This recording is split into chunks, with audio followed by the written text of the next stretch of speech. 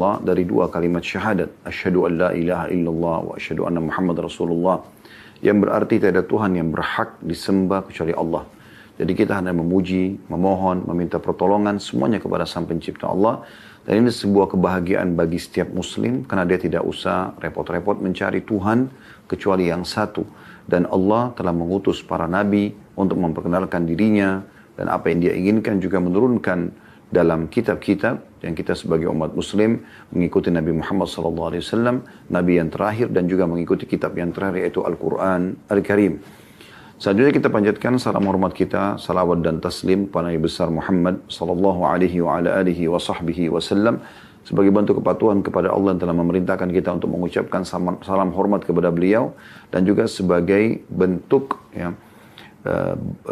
terima kasih kita kepada beliau yang sudah menyampaikan agama Allah Subhanahu wa taala selama 23 tahun, 13 tahun di fase Mekah dan 10 tahun di fase Madinah sampai akhirnya sempurnalah agama Allah Subhanahu wa taala dan sampai kepada kita dan kita bisa mengenal siapa Tuhan kita Allah dan juga mengetahui syariat atau hukum-hukum yang telah ditetapkan sehingga kita bisa mengerjakan yang diperintahkan, menikmati yang halal dan meninggalkan semua yang dilarang.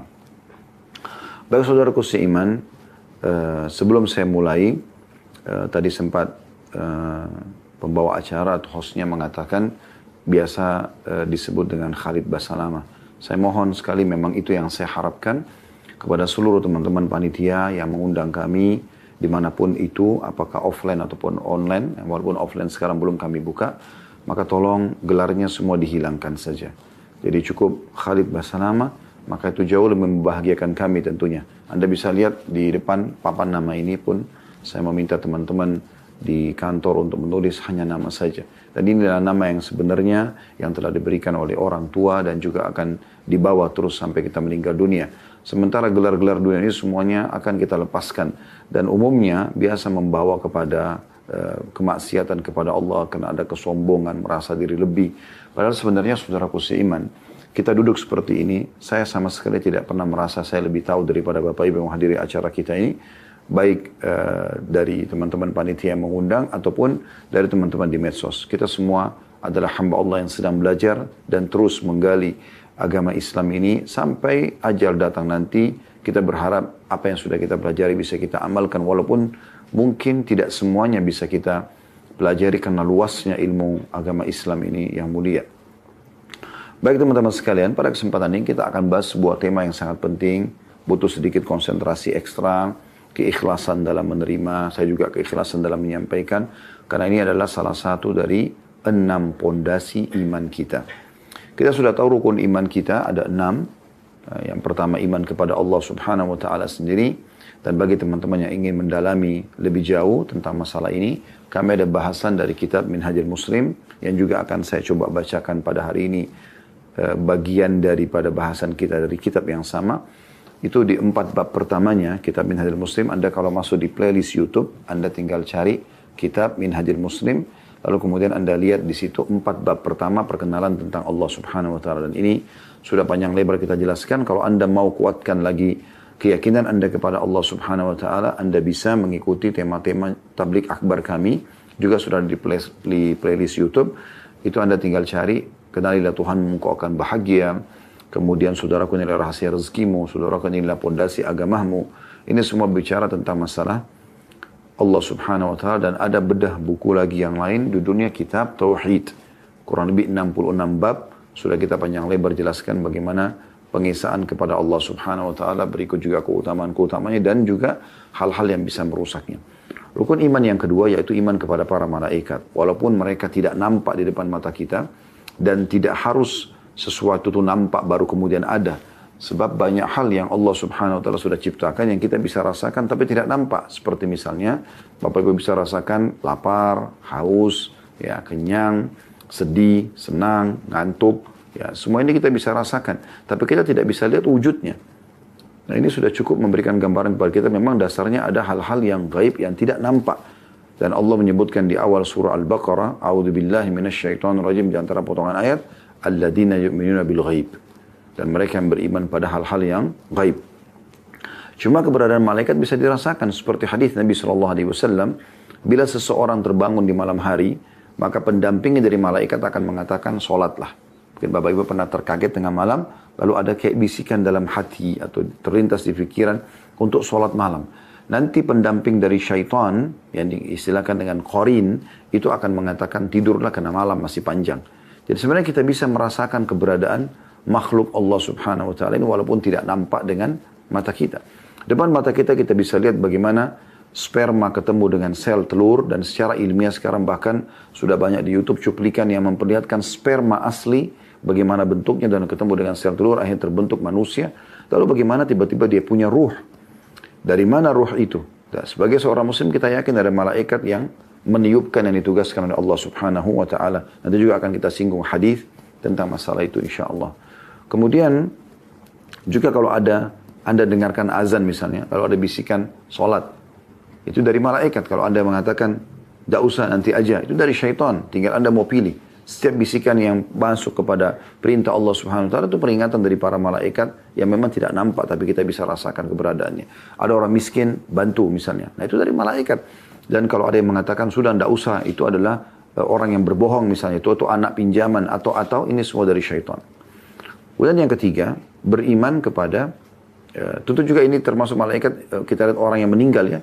Karena dalam sebagai seorang muslim kita tahu ruhnya ditarik atau dicabut oleh para malaikat. Yang ketiga beriman kepada kitab-kitab yang Allah subhanahu wa ta'ala turunkan. Ada Taurat Nabi Musa, ada Zabur Nabi Daud, ada Injil Nabi Isa, ada Quran Nabi Muhammad SAW. Tentu selain 4 kitab ini ada kitab-kitab yang lain, tapi ini yang umumnya Anda wajib mengetahui nama-namanya gitu dan meyakini pernah Allah turunkan. Dan yang keempat beriman kepada ya, para nabi-nabi dan rasul. Allah mengutus 124 ribu nabi atau 120 ribu nabi, diantaranya 313 rasul. 313 rasul. Dan yang wajib Anda ketahui sebagai seorang muslim, namanya, kisahnya adalah 25 nabi dan rasul. Kemudian yang kelima, beriman kepada hari kiamat. Dari prosesi kematian, kemudian alam barzah atau alam kubur, kemudian hari kebangkitan mahsyar, dihisapnya seseorang, ya timbangan amal baik dan amal buruk, kemudian ada surga dan neraka. Dan yang terakhir, yang keenam, dan ini masih jarang disentuh mungkin ya, atau mungkin difahami oleh umum kaum muslimin tentang iman kepada qada dan qadar. Dan ini akan kita bahas insyaAllah rukun iman kita yang keenam. Qada dan qadar teman-teman sekalian, khilaf di antara ulama tentang masalah definisinya. Tapi kurang lebih kalau saya simpulkan agar tidak membingungkan, bahwasanya dia adalah satu sebenarnya. Dia adalah satu. Kalau disebutkan qada berarti qadar juga sama. Kalau disebutkan qadar maka qada masuk di dalamnya. Ya.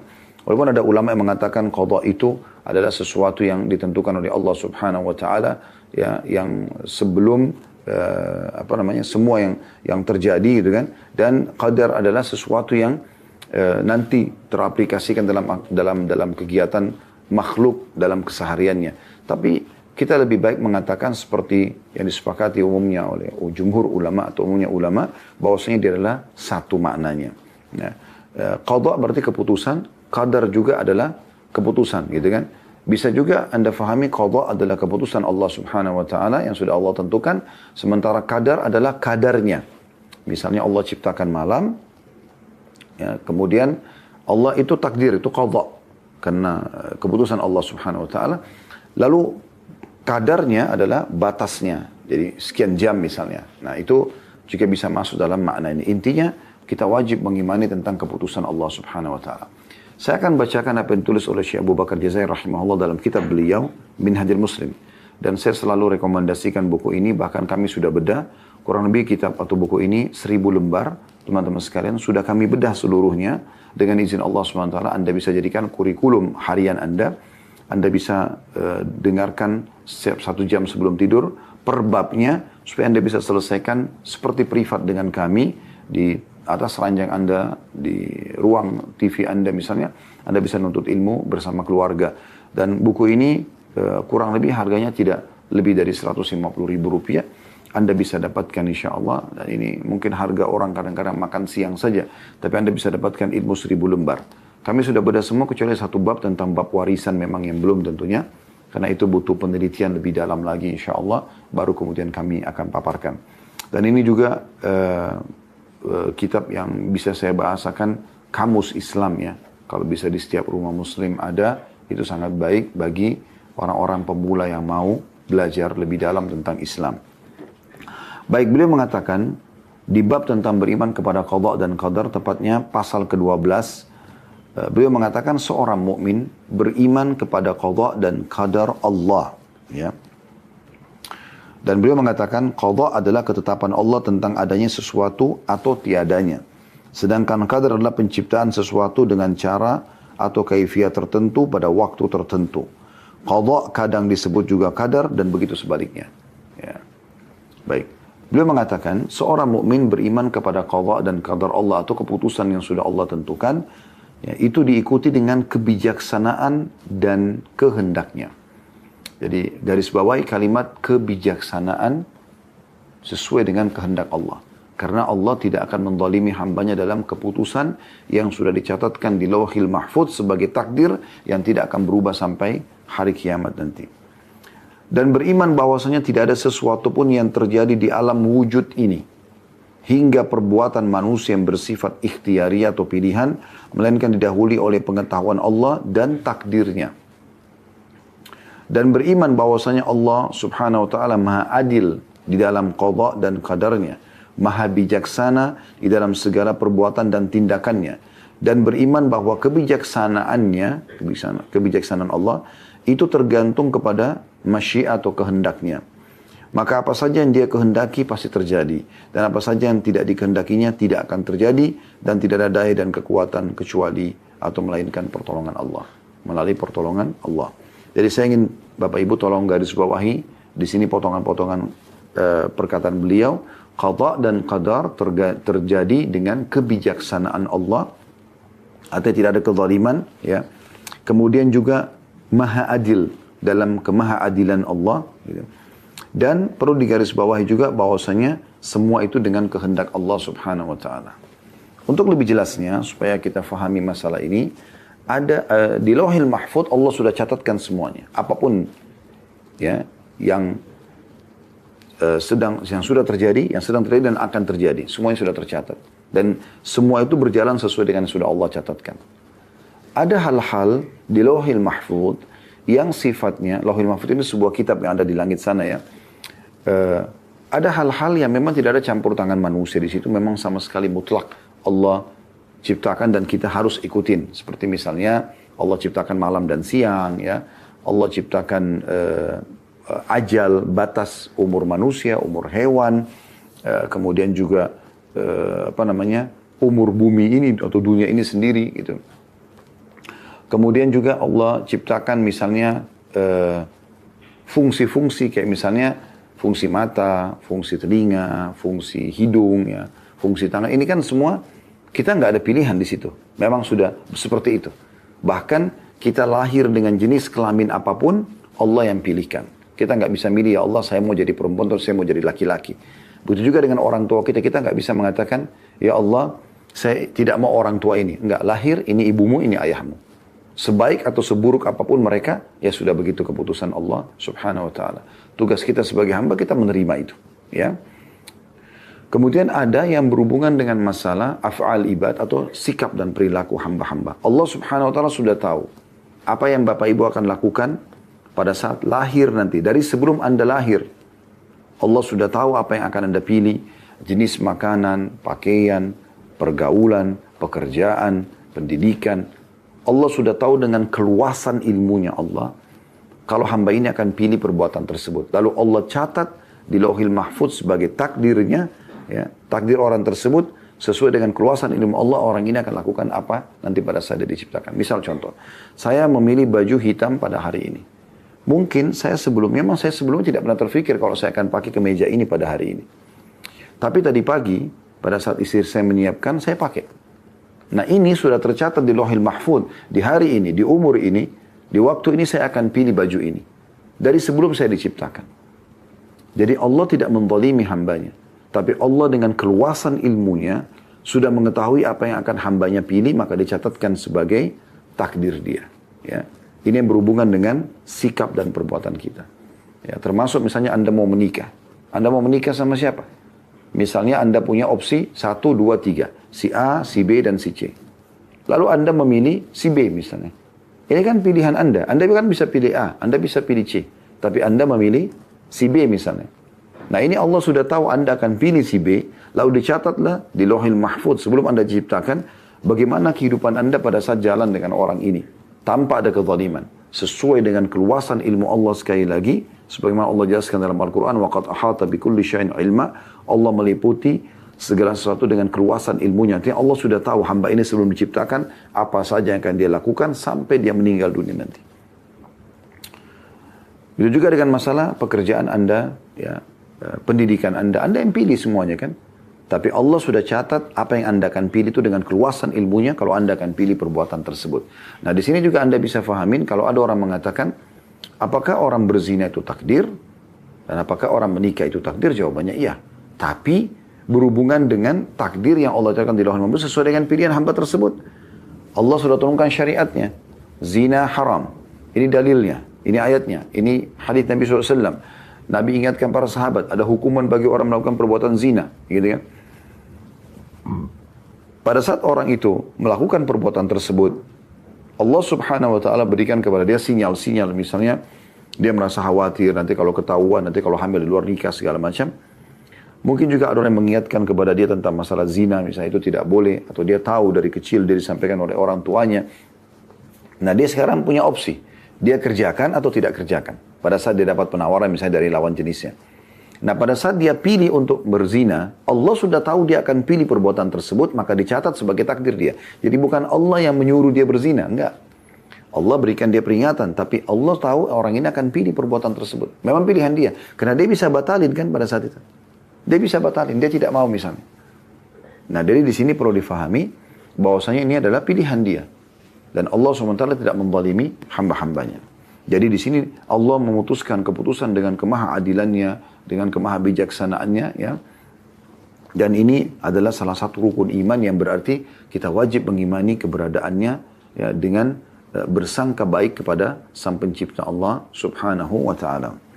Dalil-dalil tentang masalah takdir ini cukup banyak, di antaranya adalah surah Al-Qamar. Anda bisa buka surah Al-Qamar ayat 49. Seingat saya ini surah nomor 54 dalam Al-Quran, ya. A'udzu billahi minasyaitonir rajim. Inna kulla syai'in khalaqnahu biqadar. Sesungguhnya kami menciptakan segala sesuatu menurut ukurannya atau sudah ada kadarnya. Ya. Sudah ada takdir dan ukurannya, takarannya, semua sudah ada. Juga firman Allah Subhanahu wa taala yang Allah sebutkan di dalam surah Al-Hijr ayat 21 yang berbunyi a'udzubillahi minasyaitonir rajim wa in min syai'in illa 'indana khazainuhu wa ma nunazziluhu illa biqadarin ma'lum. Dan tidak ada sesuatu pun melainkan pada sisi kami lah khazanahnya. Dan kami tidak menurunkannya melainkan dengan ukuran tertentu. Jadi sudah sesuai itu apa yang Allah berikan dan tentukan. Allah lebih tahu tentang apa yang harus atau berapa banyak kadar air yang diturunkan dari langit, ya. Kenapa di sini musim salju, kenapa di sana musim hujan, kenapa di sini kemaraunya lebih panjang, kenapa di sana musim dingin lebih panjang, kenapa ini malamnya lebih panjang, ini malamnya lebih pendek, dan seterusnya. Kenapa di sini Allah ciptakan yang matanya sipit, di sini matanya lebih besar, kenapa ini, kenapa itu Allah Subhanahu wa taala sudah tentukan semua dan kita imani. Tadi surah Al-Hadid, ya, ayat 22 dan 23, saya angkat ayat 22-nya. Kita ingatkan kembali, walaupun tadi sudah dibaca oleh qari'nya, yang berbunyi a'udzubillahi minasyaitonir rajim ma asaba min musibatin fil ardi wala fi anfusikum illa fi kitabim min qabli an nabra'aha inna dzalika 'ala Allahi yasir. Tiada suatu bencana pun yang menimpa di bumi dan tidak pula pada dirimu sendiri melainkan telah tertulis dalam kitab atau Lauhil Mahfuz sebelum kami menciptakannya. Sesungguhnya demikian itu adalah mudah bagi Allah. Nah, cuma ayat ini butuh kita rincikan, ya. Yang dimaksud di sini tiada suatu bencana pun yang menimpa di bumi, gempa bumi, ya, kemudian longsor, banjir dan segala macam itu, ya, atau yang menimpa diri sendiri. Misalnya ditangkap orang karena mencuri segala macam, kecuali sudah catat di Lauhil Mahfuz. Maksudnya Allah tidak zalim, Allah tidak akan datangkan sebuah bencana tanpa sebab. Tapi Allah sudah tahu di penduduk negeri ini Allah sudah larang tapi mereka lakukan, maka bencana itu datang yang merupakan efek dari perbuatan mereka. Anda bisa lihat, buka untuk menguatkan apa yang kami jelaskan tadi dalam surah Hud, ya. Surah nomor 11 ayat 117. Saya minta semua buka ini tolong. Surah Hud, surah nomor 11 ayat 117. A'udzu billahi minasyaitonir rajim. Wa ma kana rabbuka liyuhlikal qura bidzulmin wa ahluha muslihun. Dan Tuhanmu hai Muhammad tidak akan membinasakan sebuah negeri secara zalim sementara penduduknya berbuat kebaikan. Jadi ini ada koneksinya dengan ayat surah Hadid ayat 22. Artinya di sini jangan difahami secara letter-let kalau bencana yang terjadi itu dicatat oleh Mahfud. Oh, diambil kesimpulan sendiri. Berarti semua bencana pasti akan terjadi, mau nggak mau. Enggak. Ada sebab yang membuat bencana itu terjadi. Dan Allah sudah tahu memang di wilayah itu orang-orang akan lakukan perbuatan tersebut yang mengundang bencana itu datang. Karena bencana tidak akan datang tanpa sebab. Tapi di Lauhil Mahfud semua sudah tercatat. Dengan keluasan ilmu Allah subhanahu wa ta'ala. Begitu juga dengan diri kita sendiri. Tadi saya sudah kasih contoh. Orang pilih perbuatan zina, akhirnya berefek. Ya, Allah sudah ancam. Dan banyak dosa-dosa yang dia harus tanggung konsekuensi hukuman dari perzinahan tersebut. Dari sumpah, dari sedih, ya, ributnya rumah tangga, dan segala macam hal, penyakit. Ya. Tapi orang itu tetap melakukannya, maka dicatat sebagai takdir dia. Tapi bukan paksaan dari Allah subhanahu wa ta'ala. Gitu kan? Dan itu akan mendatangkan musibah buat dia, bencana. Nah ini sudah dicatat. Orang ini akan buat ini, kenanya ini. Sebagaimana juga orang kalau buat kebaikan akan dapat ini misalnya. Ya, akan dapat kebaikan maksudnya. Nah itu yang dimaksud dengan ayat ini. Ya. Dan sesungguhnya kata Allah, yang demikian itu mudah bagi Allah. Kemudian juga ada ayat yang lain. Di dalam surah Al-An'am ayat 59. Ini dalil yang lain tentang masalah takdir. Ya. Surah Al-An'am ayat 59. Ya, kita sedikit banyak mentadabburi ayat-ayat Al-Quran.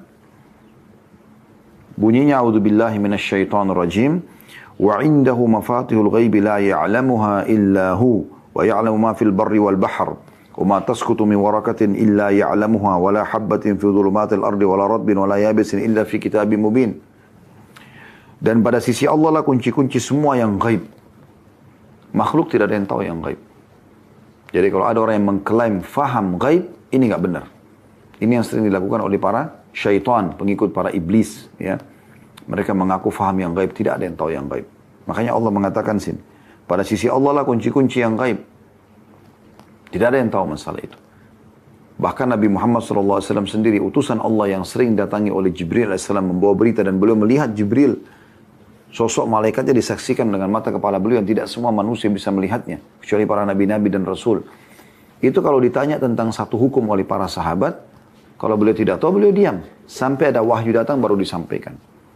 Ya, ini biasanya permainan para dukun, peramal, penyamun, penyihir. Mereka mengaku-ngaku tahu yang gaib. Karena kan itu ada potensi dalam diri kita mengimani pada yang gaib, maka mereka tunggangi itu. Menerka-nerka masa depan, menerka garis tangan, menerka nasib, ya, dan segala macam. Ini semua permainan syaitan yang tidak benar, ya, yang tidak benar. Bapak Ibu harus faham betul masalah ini. Apa yang ada depan mata kita, ya sudah, kita nikmati kalau itu benar, kita jauhi kalau itu yang salah. Apa yang tidak jelas, masih ghaib, maka jangan diterka-terka. Kita serahkan kepada Allah subhanahu wa ta'ala. Ya, ini penting sekali.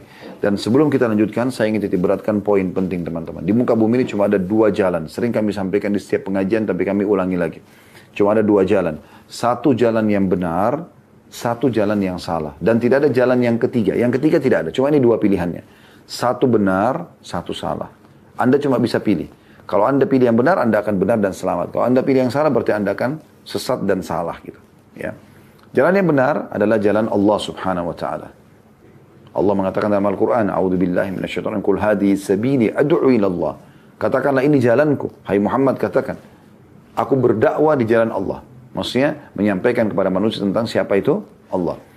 Allah subhanahu wa ta'ala ini menjanjikan bagi siapa yang patuh kepadanya surga. Lalu digambarkanlah surga. Kalau Anda ingin lebih dalam juga di playlist YouTube Anda bisa temukan. Selain tadi kitab Minhajul Muslim, ada bedah buku judulnya Rasulullah SAW bercerita tentang surga dan neraka. 30 bab lebih kami bahas tentang surga dan 30 bab lebih kami bahas juga tentang neraka. Tentu ini dengan izin Allah Subhanahu Wa Taala. Tidak ada kemampuan kami sama sekali kecuali dengan izin Allah Subhanahu Wa Taala. Anda bisa dengar lebih panjang lebar berhubungan dengan masalah itu tentunya. Nah, Allah Subhanahu wa taala menjanjikan yang beriman padanya akan masuk surga. Juru bicara Allah yang menyampaikan apa yang Allah inginkan adalah para nabi-nabi dan rasul. Penyambung lidah para nabi dan rasul adalah para ulama dan dai. Anda kalau mendengarkan pengajian seperti ini daripada dai-dai kita, dari para ulama-ulama kita, Anda akan dipandu, ini Allah berfirman, Rasulullah bersabda, ini Allah halalkan, ini Allah haramkan, ini Allah perintahkan, ini Allah larang. Ya. Maka Anda akan dipandu ke jalan Allah dan ini jalan yang benar, ujungnya surga. Nah, jalan yang kedua, jalan yang sesat, yaitu jalannya iblis. Yang Allah sudah sebutkan. Siapa iblis? Allah mengatakan, kana minal jinni fafasaka an amri rabbih. Dia dari golongan jin dan dia fasik terhadap perintah Tuhannya. Yang dia tidak mau sujud kepada Nabi Adam pada saat diperintahkan. Lalu dia mengatakan, saya akan sesatkan turunannya orang ini. Ya, maksudnya Adam alaihissalam. Maka Allah usir dia. Juru bicara iblis ini akan membawa ke neraka. Tidak ada jalan lain ini. Yang benar atau yang salah? Ini yang salah sekarang. Juru bicara iblis, dukun, peramal, penyamun, penyihir, dan ahli maksiat. Ya. Kalau Anda menuju ke mereka, Anda bergaul dengan mereka, Anda akan dibawa ke jalan iblis, dan jauh dari jalan Allah, Anda akan masuk ke dalam neraka. Tidak ada jalan lain. Anda tentukan dari sekarang. Nah, ini penting. Beriman kepada qada dan qadar, beriman kepada takdir Allah SWT adalah jalan mengenal Allah Subhanahu wa taala. Jadi kita lebih yakin kepada Tuhan kita syukuri kalau ada nikmat, kita sabari kalau ada cobaan, dan kita jadikan sebagai bahan muhasabah atau introspeksi diri kita, maka kita akan tentram berjalan. Baik, Allah mengatakan, dan pada sisi Allah lah, kita kembali ke surah Al-An'am tadi ayat 59 ya, dan pada sisi Allah lah kunci-kunci yang gaib. Tidak ada yang mengetahuinya kecuali dia sendiri, Allah saja. Berarti tidak ada, kalau ada orang yang mengklaim tahu gaib, ini dusta besar. Dan umumnya mereka begitu. Para dukun, peramal, penyamun ini tahu, mengaku gaib. Ini enggak ada semua. Bohong. Ini Allah sudah bantah di sini. Kalau Anda beriman kepada Allah, Anda harus yakin masalah ini. Enggak ada yang tahu gaib. Kata Allah, tidak ada yang mengetahuinya kecuali dia sendiri. Perhatikan surah Al-An'am ayat 59. Dan selalu alam-alam syaitan ini, iblis dan pengikutnya, selalu menyatakan diri tahu yang gaib. Padahal mereka tidak tahu. Mereka tidak tahu. Ya. Ini perlu untuk digarisbawahi. Dan jangan pernah Bapak Ibu takut apalagi bergantung pada syaitan-syaitan ini. Tidak ada manfaatnya. Saya perlu titik beratkan. Bahwasanya ada dua riwayat ya. Yang pertama semoga Allah buat saya ingat ini. Riwayat yang kedua. Riwayat yang pertama adalah tentang masalah orang-orang kafir Quraisy. Mereka dulu kalau menandakan perjalanan ya. Perniagaan. Dan riwayat yang kedua berhubungan dengan masalah meteor yang pernah ada di zaman Nabi SAW. Mudah-mudahan saya ingat ini ya. Saya sampaikan dulu yang pertama, bahwasanya orang-orang Quraisy, ya, orang kafirnya ya, di masa Nabi SAW hidup, mereka itu dari dulu sebelum Nabi diutus sampai Nabi sudah diutus, mereka kalau melakukan perjalanan perniagaan atau safar kemana saja, tanpa sebab tentunya, mereka lakukan ijtihad, upaya dari mereka sendiri. Kalau mereka mampir di sebuah lembah, lagi mampir di sebuah lembah atau di padang pasir yang terbuka, mereka mau nginap malam hari, maka pimpinan kafilah yang memimpin perjalanan tersebut keliling ke orang-orang yang ikut dalam kafilah tersebut lalu mengatakan, apa yang kalian mau sumbangkan? Mereka ada yang kasih keju, ada yang kasih kurma, ada yang kasih roti, ada yang kasih macam-macam, gandum. Lalu dia bawa ke tengah-tengah lembah itu, lalu dia bicara sendiri. Dia mengatakan apa? Wahai penjaga lembah, ini setengah bekal kami, jangan ganggu kami. Padahal sebenarnya lembah itu nggak ada apa-apa. Semua ini teman-teman, lembah, pegunungan, lautan, semua ini Allah yang menciptakan dan Allah yang mengawasi.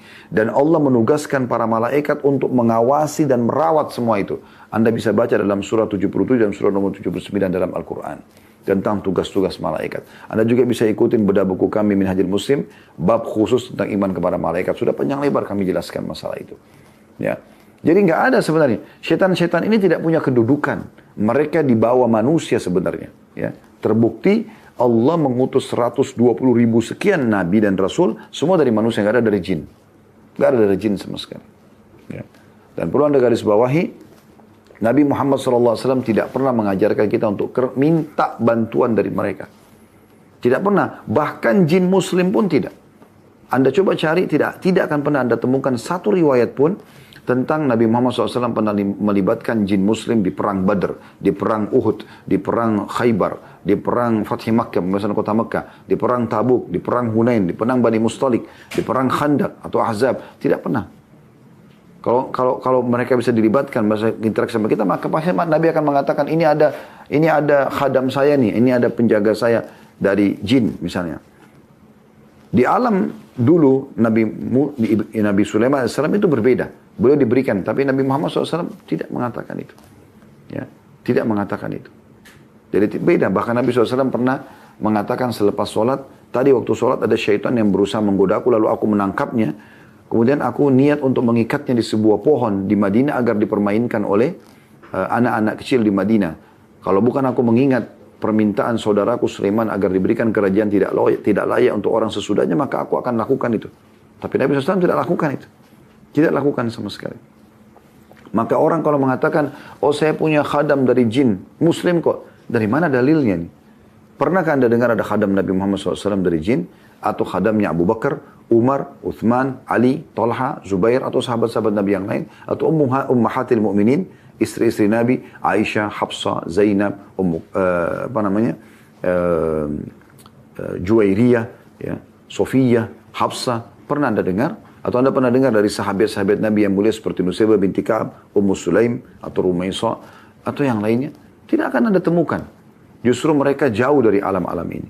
Sementara di alam dukun-dukun ini memang mereka mengajak kepada alam gaib itu. Mereka sengaja kasih sesajen-sesajen untuk minta kepada setan-setan ini. Jadi riwayat yang pertama ini menjelaskan kepada kita tentang bagaimana sikap orang-orang kafir Quraisy, ya. Dan Allah jelaskan dalam surah Jin, surah nomor 72, salah satu potongan ayatnya adalah fazaduhum rahaqa. Maka setan di sekitar lembah itu, ya, makin mengerjain mereka. Karena itu sebenarnya. Ya. Jadi asalnya tidak ada apa-apa. Di Indonesia orang, kalau rumah ada orang bunuh diri, nggak mau dibeli. Bahkan dijual murah pun tidak ada mau. Kenapa? Nanti ada ruh gentayangan. Dari mana dalilnya ada ruh gentayangan? Tidak pernah ada ini. Tidak akan pernah ada namanya ruh gentayangan. Semua ruh masuk ke alam barzah. Kalau alam barzah ini, dia beriman, dia akan nikmati kuburannya menjadi taman dari taman surga. Sebagaimana dijelaskan dalam hadits Bukhari. Atau dia akan menjadi lubang dari lubang neraka dan disiksa. Orang kalau bunuh diri itu dosa. Dia lagi dihukum, ya. Dia lagi dihukum di dalam kuburannya. Begitu dalam hadis Nabi Muhammad SAW. Bagaimana bisa ada keyakinan dia gentayangan? Apa yang digambarkan di sinetron, di film-film, nanti ada kuburan terbuka, pocongnya loncat-loncat, ketuk-ketuk pintu, tembus tembok. Dari mana ini? Ada yang di antara Anda pernah lihat buktinya itu? Itu cuma digambarkan. Kecuali Anda sudah terlanjur takut sekali sama syaitan, syaitan seakan-akan menampakkan itu mungkin. Tapi umumnya tidak akan pernah. Teman-teman sekalian, kalau syaitan seperti yang Anda yakini selama ini, ya, mereka kuat, mereka segala macam. Kira-kira kita masih bisa duduk taklim seperti ini? Anda masih bisa makan, Anda masih bisa tidur? Nggak akan pernah bisa. Pasti Anda akan dikuasai sama dia. Leher kita semua akan dibelenggu. Kita semua akan dibunuh oleh syaitan. Tapi memang mereka tidak bisa. Mereka hanya membisikkan saja. Mereka hanya membisikkan saja. Saya ingin teman-teman khusus poin ini, coba kita buka dulu surah Ibrahim. Karena bagi saya ini termasuk poin yang penting karena mengganggu sekali keyakinan tentang qada dan qadar kalau orang tidak fahami masalah ini. Anda bisa buka surah Ibrahim, ya, surah nomor 14 ya.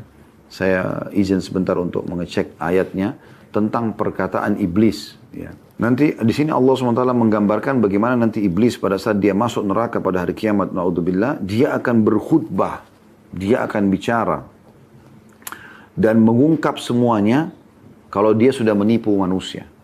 Tapi Allah Subhanahu wa taala sudah mengingatkan kepada kita semua, teman-teman sekalian, dalam ayat ini, saya lagi cari sekarang posisi pasnya ayat keberapa ya. Itu bagaimana apa yang akan terjadi nanti di neraka Jahannam, ya. Itu sudah diceritakan oleh Allah SWT. Dan iblis dibongkar kedoknya, gitu. Ya, itu di ayat 22. Anda bisa buka surah Ibrahim, surah nomor 14, ayat 22. Tolong buka ini, penting, saya akan baca. Sekali lagi surah Ibrahim, surah nomor 14, ayat 22. Saya bacakan, A'udzubillahi minasyaitonirrajim. Apa yang terjadi nanti di neraka, Allah sudah buka untuk orang beriman sekarang di dunia. Wa qala asyaitanu lamma qudiyal amru innallaha wa'adakum wa'dal haqqi wa wa'adtukum fa akhlaftukum. Wa ma kana li 'alaykum min sultanin illa an da'awtukum fastajabtum li. Fala talumuni walumu anfusakum. Ma ana bimusrikhikum wa ma antum bimusrikhi. Inni kafartu bima asyraktumuni min qabl. Innal zalimina lahum adzabun alim. Dan berkatalah syaitan tak kala perkara atau hisab telah diselesaikan. Udah selesai semua timbangan amal hari kiamat, Allah izinkan dia bicara. Tapi kita tidak harus tunggu itu terjadi nanti hari kiamat. Allah sudah sampaikan ke telinga Bapak Ibu pada siang hari ini. Baik live ataupun nanti teman-teman yang ikuti ya, siaran ulangnya. Perhatikan Allah sudah buka kepada kita di sini sekarang. Supaya jangan tertipu. Apa yang iblis bilang nanti pada hari kiamat? Sesungguhnya Allah telah menjanjikan kepadamu janji yang benar. Salatlah, puasalah, jujurlah, tanggung jawablah, bakti sama orang tua lah. Ya, jauhilah zina, nipu, bohong, riba, segala macam. Allah berikan janji baik kepada orang yang taat, mengerjakan amal saleh dan memberikan ancaman pada orang yang durhaka. Allah sudah janji itu. Dan aku pun telah menjanjikan kepadamu. Ya, tapi aku menyalahinya. Dia mengatakan, udahlah, nggak usah sholat nanti aja. Nggak usah bantu orang itu. Ah, itu orang tuamu itu terlalu kasar. Dan seterusnya. Syaitan bisikin kita supaya bentrok dengan apa yang harus kita lakukan ketaatan kepada Allah SWT. Tapi dia bilang apa? Tapi aku menyalahinya. Aku tidak mau membelamu gitu. Sekali-kali tidak ada kekuasaan bagiku terhadapmu. Perhatikan ini. Tidak ada kekuasaan syaitan mencekik orang, ya, atau melakukan hal-hal. Apa yang dia bisa lakukan? Tidak ada kekuasaan bagiku terhadapmu. Semua individu manusia. Melainkan sekedar aku menyeru. Membisikkan di kuping atau dalam hati. Menyeru kamu, lalu kamu mematuhi seruanku. Tidak usah sholat, tidak usah bantu, tidak usah begini. Oh, lakukan aja, nggak apa-apa, masih muda. Begitu. Cuma itu saja. Nggak lebih daripada itu. Syaitan nggak akan pernah menjelma, jadi wujud dia yang asli, tarik tangan kita, kau harus berzina. Kalau nggak, saya akan bunuh kamu. Kau harus mabuk. Kalau nggak, saya akan bunuh. Tidak akan pernah terjadi. Ya. Oleh sebab itu, ini syaitan bilang, iblis mengatakan di neraka. Ya. Janganlah kamu mencerca aku, akan tapi cercalah dirimu sendiri. Seakan-akan syaitan bilang, bodoh benar. Kamu kan yang ikutin aku. Jangan salahin aku dong. Nah gitu, bahasanya. Aku sekali-kali tidak dapat menolongmu. Dan kamu pun sekali-kali tidak dapat menolongku. Sungguhnya, aku tidak membenarkan perbuatanmu mempersekutukan aku dengan Allah sejak dulu. Bisik-bisik aja. Ya. Sesungguhnya orang-orang yang zalim akan mendapatkan siksa yang pedih. Perhatikan, iblis akan mengatakan ini kepada para pengikut-pengikutnya yang akan masuk neraka bersama dia. Nah, ini kan penipuan luar biasa gitu dari iblis itu sendiri. Jadi sadari teman-teman sekalian. Ini riwayat yang pertama tentang bagaimana permainan syaitan itu agar merusak seseorang dan jauh dari iman kepada Allah Subhanahu wa taala, dan harusnya dia bisa menerima takdir Allah dan tidak perlu dia takut kepada syaitan. Allah suruh kita jangan takut pada mereka. Gitu kan. Riwayat yang kedua tentang masalah meteor tadi. Alhamdulillah Allah ingatkan. Pernah satu waktu di zaman Nabi SAW dalam riwayat sahih terlintas meteor. Anda pernah lihat meteor terlintas gitu kan. Lalu Nabi SAW tanya, apa yang kalian bilang di masa jahiliyah dulu tentang hal yang seperti ini? Kata mereka, ya Rasulullah, kami menganggap kalau lewat meteor begitu, berarti tanda di saat itu ada satu tokoh yang akan jadi tokoh nanti ke depannya lahir, atau ada satu tokoh masyarakat yang wafat. Kata Nabi SAW, tidak seperti itu. Atau bukan seperti itu. Sesungguhnya, kalau Allah Subhanahu wa ta'ala menentukan sebuah keputusan, maka para pemikul arsh, singgasana Allah di atas langit sana, dipikul oleh 8 malaikat, itu bertasbih. Lalu kemudian, para malaikat di langit ke-7 bertasbih, langit ke-5, 6 begitu, langit ke-5 begitu, langit ke-4 begitu, langit ke-3 begitu, langit ke-3, langit ke-2, langit ke-1, semuanya bertasbih kepada Allah. Lalu mereka bertanya kepada para malaikat pemikul arsh, apa keputusan Tuhan kita? Lalu disampaikanlah. Nah pada saat itu kata Nabi SAW, para syaitan-syaitan ini bersusun-susun, dan Nabi berikan gambaran dengan tangan beliau seperti ini. Ya. Sampai ke langit untuk mencuri informasi itu. Untuk mencuri informasi itu.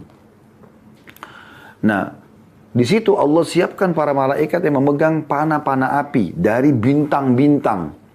Jadi bintang itu diambil, Allah sebutkan dalam surah Al-Mulk, ya, ayat 3. Alladzi khalaqa sab'a samawatin tibaqan ma tara fi khalqir rahmani min tafawut farji'il basar hal tara min futur thumma wa ja'alnaha rujuman lisyayatin, potongan ayat itu. Dan kami jadikan sebagai rajam untuk para syaitan, ya. Ya, surah nomor 67 ya, surah Al-Mulk. Allah pastikan kalau memang bintang-bintang itu ya, dijadikan sebagai anak panah. Ya, ayat kelimanya. Dalam surah Al-Mulk ayat 5. وَلَقَدْ زَيَّنَّا السَّمَاءَ الدُّنْيَا بِمَصَابِيهَا وَجَعَلْنَاهَا رُجُومًا لِلشَّيَاطِينِ وَأَعْتَدْنَا لَهُمْ عَذَابَ السَّعِيرِ. Sesungguhnya kami telah menghiasi langit-langit yang dekat, maksudnya dekat dengan bumi, Anda bisa lihat, kita bisa lihat semuanya, dengan bintang-bintang. Dan kami jadikan bintang-bintang itu alat-alat pelempar syaitan. Perhatikan. Dan kami sediakan bagi mereka siksa neraka yang menyala-nyala. Jadi Nabi SAW mengatakan, meteor itu adalah bintang-bintang yang dijadikan sebagai panah-panah api untuk memanah syaitan-syaitan tersebut. Banyak di antara mereka yang mati terbakar, tapi ada di antara mereka yang lolos. Lalu yang lolos itu membisikkan apa yang mereka curi informasi dari langit tentang kejadian apa yang terjadi di bumi besok. Ya, lalu mereka laporkan kepada para sekutu mereka dari para dukun-dukun itu. Jadi bukan dukunnya tahu gaib, enggak, curi informasi. Dan Nabi SAW mengatakan, subhanallah, saya pernah sampaikan ini pada saat kami bedah tentang masalah sihir dan perdukunan.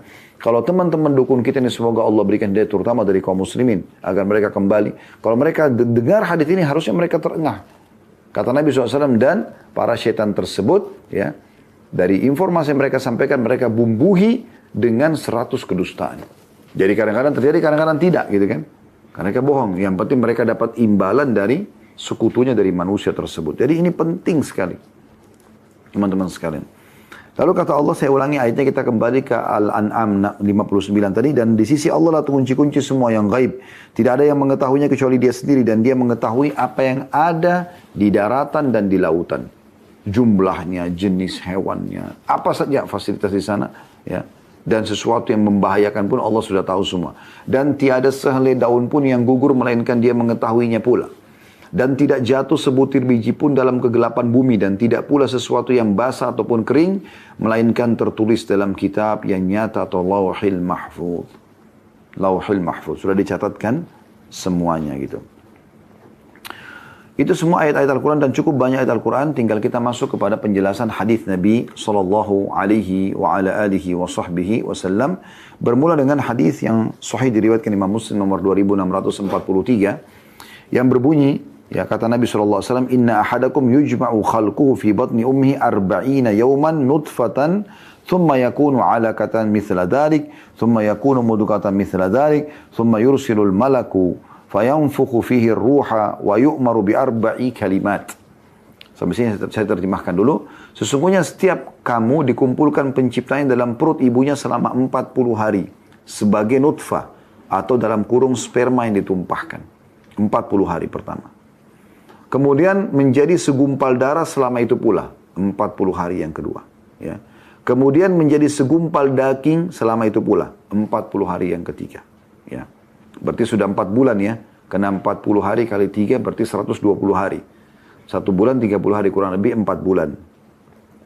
Kemudian setelah 4 bulan diutuslah kepadanya seorang malaikat untuk meniupkan ruh padanya. Dan ia diperintahkan untuk mencatat 4 perkara. Untuk si bayi, calon bayi ini. Apa itu? Bikatbi rizkihi wa ajalihi wa amalihi wa syakiyun au sa'id. Dicatatkan baginya rezekinya. Sudah Allah tentukan rezekinya. Jadi tidak ada ceritanya rezeki kita akan diambil orang lain. Mustahil. Yang sudah jadi jatah kita akan sampai kepada kita.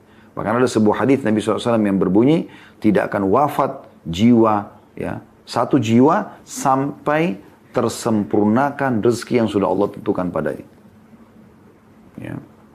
Pernah ada satu pengusaha, saya ingin jelaskan dulu sedikit ini. Ada satu pengusaha di Surabaya, waktu saya habis tablik akbar di Masjid Al-Irsyad waktu itu beberapa tahun yang lalu. Kemudian dia datang kepada saya, dia mengatakan, Ustaz, saya ingin bertanya, ada satu beban dalam jiwa saya. Saya katakan, baik, silakan. Dia bilang, saya ini pengusaha muda dan banyak teman-teman saya juga pengusaha, tapi tanpa sombong sebenarnya, saya ingin mengatakan, di antara saya sama teman-teman saya, mungkin saya yang paling dekat dengan agama. Sesuai dengan apa yang saya lihat gitu. Saya jaga sholat dan ibadah-ibadah yang lain, tapi mereka tuh lalai. Tapi subhanallah, pada saat kami masuk ke satu proyek, mereka dapat dan saya tidak dapat. Bagaimana saya bisa menenangkan diri saya? Ya, padahal saya sudah dekatkan diri kepada Allah SWT. Maka saya senyum lalu saya jawab, saya mengatakan, belum rezeki Anda. Itu jawabannya. Kita berusaha bagaimanapun, kalau belum rezeki kita tidak akan dapat. Kalau sudah rezeki kita akan dapat, gitu kan. Tapi tentu tidak lepas daripada ikhtiar-ikhtiar seseorang. Gitu. Kemudian yang kedua, ajalnya. Kapan dia meninggal. Ya. Dan ini bukan hanya sekedar manusia saja, tapi semuanya, hewan, benda-benda semua punya ajal. Kemudian yang ketiga, amalnya. Ya. Amal apa yang akan dia lakukan nanti? Sesuai dengan keluasan ilmu Allah. Ingat tadi di awal pertemuan saya katakan, Allah sudah tahu perbuatan baik dan buruk yang akan kita kerjakan sebelum kita diciptakan. Allah sudah tahu. Khalid ini kalau diciptakan nanti, dia akan pilih yang mana baik, yang mana buruk. Sudah dicatat semuanya. Bahkan dari situ Allah sudah tahu saya akan ke surga atau ke neraka dengan kemahakuasaannya Allah. Ya.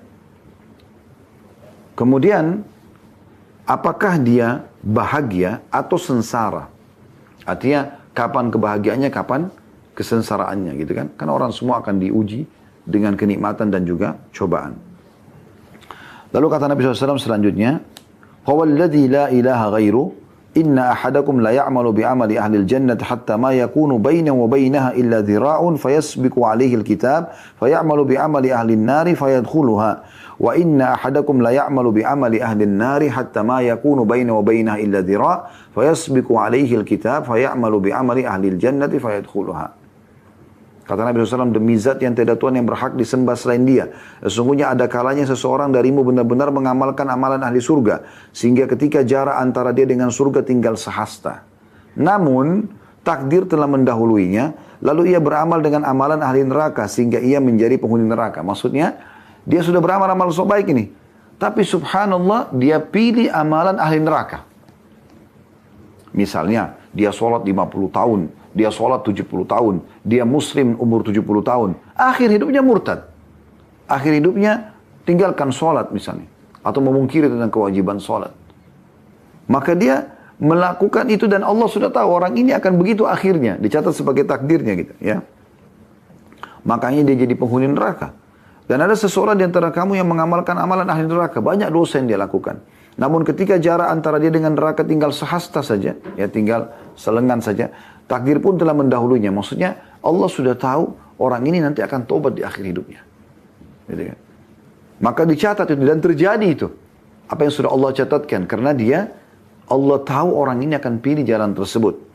Maka ia pun mengamalkan amalan ahli surga. Dia taubat lalu dia berbuat baik. Anda pernah lihat mungkin orang bermaksiat 70 tahun.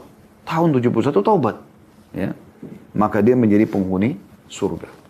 Ini maksudnya adalah bukan Allah subhanahu wa ta'ala langsung memvonis orang ini sudah. Dia baik-baik langsung tiba-tiba Allah buat amal buruk lalu masuk neraka. Bukan itu. Tapi Allah dengan kuasa ilmunya tahu orang ini di akhir hidupnya walaupun dia soleh kelihatannya. Maka akhirnya dia akan tutup dengan perbuatan murtad misalnya. Ya. Kan begitu. Ada orang yang subhanallah berdosa tapi memang akhir hidupnya dia akan pilih perbuatan baik, taubat, Allah mudahkan dia, disitulah jatuh sebagai takdirnya. Makanya para sahabat mengatakan, kami ya telah didahului oleh saudara-saudara kami yang sudah jelas mereka meninggal dalam keadaan Islam, sementara kami masih hidup ini belum tahu. Semoga Allah SWT buat kita istiqamah dan meninggal di atas Islam. Tapi kita tidak pernah tahu apa yang kita pilih. Makanya setiap orang harus selalu introspeksi diri. Menjaga dirinya, mengontrol dirinya sampai dia meninggal. Ya. Dalam keadaan iman insyaAllah. Kemudian hadis yang lain. Hadis Ibnu Abbas ini hadis yang paling masyhur. Agar kita bisa menerima takdir, qada dan qadarnya Allah subhanahu wa ta'ala. Dan hadis ini teman-teman sekalian diriwayatkan oleh Tirmidzi nomor 2516. Kata Nabi SAW kepada Abdullah bin Abbas radhiyallahu anhuma, ya gulam, wahai anak kecil, karena dia masih muda, waktu itu masih kecil ya. Inni u'allimuka kalimat, aku akan ajarkan kepadamu kalimat-kalimat. Ya. Ihfazillaha yahfazka. Jagalah, maksudnya perintah dan larangan Allah. Kerjakan perintah, tinggalkan larangan. Jagalah perintah dan larangan Allah. Niscaya Allah akan memeliharamu dari musibah dan azab. Kalau kau patuh, kau akan diselamatkan. Ihfazillaha tajidhu tujahak. Jagalah Allah, maksudnya halal haramnya, perintah dan larangannya. Nikmati halal, kerjakan perintah, tinggalkan yang haram. Niscaya engkau akan menemukannya selalu di hadapanmu. Kapan kau butuh, Tuhanmu ada. Idza sa'alta fas'alillah. Kalau kau minta sesuatu, mintalah hanya kepada, kalau kau memohon sesuatu hanya memohon kepada Allah. Wa idza sta'anta fasta'in billah. Kalau kau minta tolong hanya minta tolong kepada Allah, jangan kepada makhluk. Saya ingin berbagi dulu sampai di sini kisah sedikit, ada kisah yang unik ya. Mungkin teman-teman yang sering ikuti pengajian kami tidak asing kisah ini, tapi saya ingatkan kembali. Dulu ada seseorang disebutkan kisah klasik, kisah kaum salaf dulu, walaupun dalam kisah ini tidak disebutkan namanya. Orang ini diceritakan selalu bekerja harian. Apa yang dia dapat hari itu yang dia pakai makan, membiayai makan untuk dia dan istri juga anak-anaknya. Satu hari dia pulang, sudah menjelang maghrib, dan zaman dulu orang kalau sudah maghrib, udah gelap, udah nggak ada lagi aktivitas, pasar semua sudah tutup. Pokoknya nggak kayak kita sekarang. Sekarang kan penerangan, Masya Allah, Allah berikan rezeki sampai kita bisa jam 9 malam, jam 10, bahkan kadang-kadang sampai tengah malam masih ada yang buka gitu ya. Di zaman itu tidak ada. Dia pulang, dia nggak bawa apa-apa. Istrinya sama anaknya sudah kelaparan. Lalu istrinya nanyakan, apa ada makanan hari ini? Dia mengatakan tidak ada. Maka istrinya bilang, betul-betul saya sama anak-anak kelaparan dari pagi belum makan gitu. Kata dia, coba saya istirahat sebentar, lalu saya keluar lagi ikhtiar untuk mencari rezeki gitu. Dia keluar, sudah masuk, kalau kita mungkin sudah jam 10, jam 11, di awal malam misalnya, selepas Isya, sudah lewat Isya gitu. Gelap semua, tidak ada lagi orang yang berjalan lalu-lalang pada masa itu ya, karena tidak ada penerangan kayak kita sekarang. Orang cuma mengandalkan obor saja gitu. Dia keluar, dia tidak tahu harus kemana. Mau bekerja di mana malam-malam begini. Maka dia lewat masjid, ada di dekat rumah dia.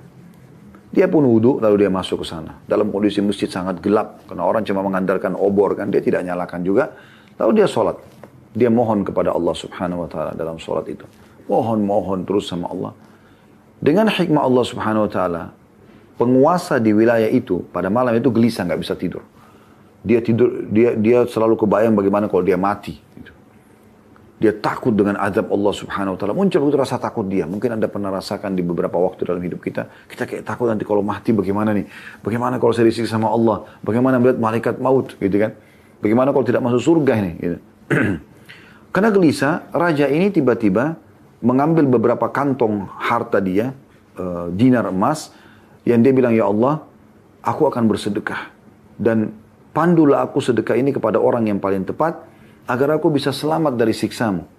Maka dia naik kudanya, dia pakai baju biasa, dia nggak pakai baju kerajaan. Kemudian pada saat dia jalan, dia bilang, ya Allah, tali kekangan kuda ini pun saya tidak mau pegang. Saya biarkan dia jalan santai, di mana dia berhenti. Kalau ada orang di situ saya temukan, saya akan bersedekah. Subhanallah, kuda ini mampir ke masjid orang yang tadi ada orang miskin itu. Itu dia lihat kuda ini mampir, dan diam di situ, dia turun. Dia masih heran, kenapa kok mampir di masjid, dan gelap. Maka dia ambil inisiatif untuk masuk ke dalam masjid tersebut. Gelap sekali, dia mendekati dekat mihrab, ada suara orang yang lagi berdoa. Lalu si raja ini mendengarkan doa salah satu dari masyarakatnya itu. Mohon-mohon kepada Allah SWT, ya Allah, engkau tahu istri anakku belum makan hari ini. Dan tidak ada tempat aku bergantung kecuali kepada engkau, berikanlah kami makanan ya Allah. Begitu terus dia berdoa. Selepas dia berdoa, raja ini langsung menyapa dia sambil mengatakan, saya sudah mendengarkan doa kamu. Dan saya ingin sekali bersedekah malam ini, saya melihat kamu adalah orang yang paling pantas, ambillah ini. Ya. Dan saya ingin sampaikan, saya adalah raja di sini, kalau seandainya kau punya hajat apapun, mulai sekarang datang kepada saya. Selesai itu, dia sudah berikan, lalu orang itu mengatakan, maaf Tuan, yang orang miskin mengatakan, kalaupun saya punya hajat lagi. Jadi terima kasih dengan pemberian itu, lalu dia mengatakan, tapi maaf khusus untuk masalah Anda bilang, saya datang kepada Anda mungkin saya tidak akan lakukan. Ya, bukan karena kesombongan. Tapi saya akan datang kepada Tuhan saya Allah. Yang telah menggerakkan Anda untuk datang kepada saya. Begitu luar biasanya keyakinan orang miskin ini. Kalau Allah lah yang telah menggerakkan si raja ini pun untuk datang memenuhi hajat dia gitu. Jadi inilah potongan dari sabda Nabi SAW. Idza sa'alta fas'alillah. Kalau kau mohon, hanya mohon kepada Allah. Wa idza sta'anta fasta'in billah. Kalau kau minta tolong, hanya minta tolong kepada Allah. Ya. Ada orang baik depan kita, kita ingin interaksi sama dia, kita mohon kepada Tuhan Allah, karena Allah pencipta kita, pencipta dia, dan Allah yang bisa menyatukan kita. Kalau orang buruk, kita ingin selamat dari keburukannya. Yang ciptakan kita Allah, yang ciptakan orang itu Allah, yang bisa menyelamatkan kita dari keburukan dia juga hanya Allah.